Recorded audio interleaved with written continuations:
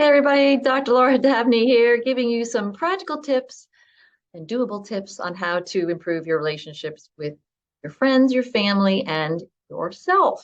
Because if you aren't good, nobody's going to be good. So this is a new year, and in this time we often talk about self-renewal. And in that vein, I want to talk to you about how to fall in love with yourself this year.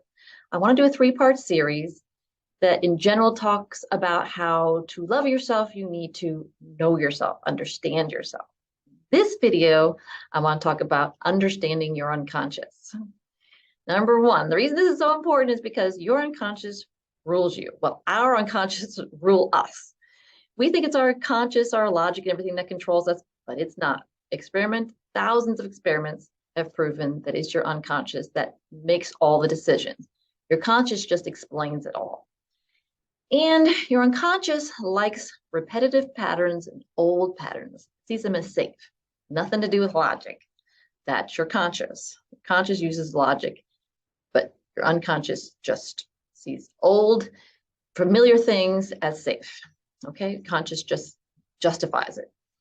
So that's why in experiments, they put people in a room, subjects in a room, brought them back out. How was the cleanliness? Gets fair mark. The experimenters tuck in cleaning products around the room and have the subjects go back in, come back out. They rate it very clean now, super clean. And they'll ask them why, and they'll say, oh, the floor was cleaner, the air smelled better. None of that is true. And they asked them if they saw any cleaning products, and they said, no, they didn't see any cleaning products, right? But their unconscious picked up on that, saw the old pattern, cleaning products means cleaner environment. So that's why it's cleaner, right? And then the conscious is saying all these other things about how this is better, this was shinier, and all that. All right. There's just, I can't, thousands of experiments like that prove that. Number two, the key to good emotional and relational health is these two things being in balance, your conscious and your unconscious. I sometimes call it with my patients making friends. Make friends with your unconscious. If your conscious has too much control over your unconscious, that often leads to emotional problems, right? So the conscious starts sensing there's an emotion there or a thought that doesn't make sense. It's not logical. They don't know where it's coming from, and they just ignore, push down, push down, push down. The reverse is also a problem.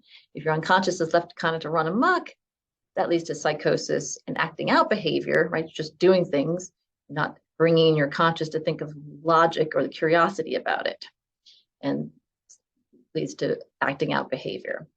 Okay, I often say, get curious about your unconscious, right? Don't control it, don't ignore it, but get curious. So how do we do that? How do we get in touch with our unconscious a little bit more? Well, quiet time is really the best way. People often say, why do therapists get quiet?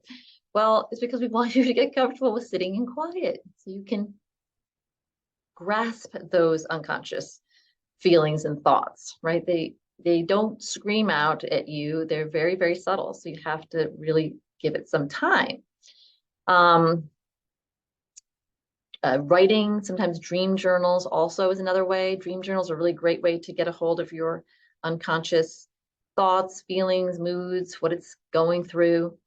Your dreams are your unconscious running amok.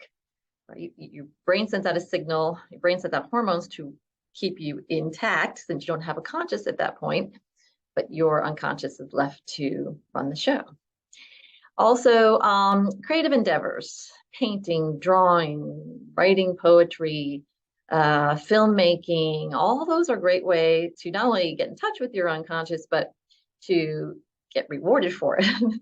So my favorite example is my very dear friend who painted monster faces.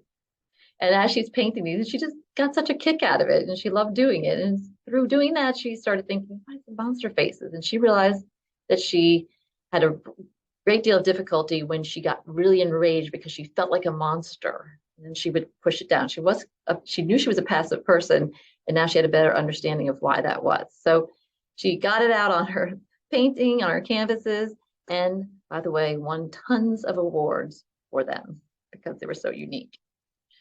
So that is loving yourself in a nutshell by getting in touch with your unconscious, making friends with it.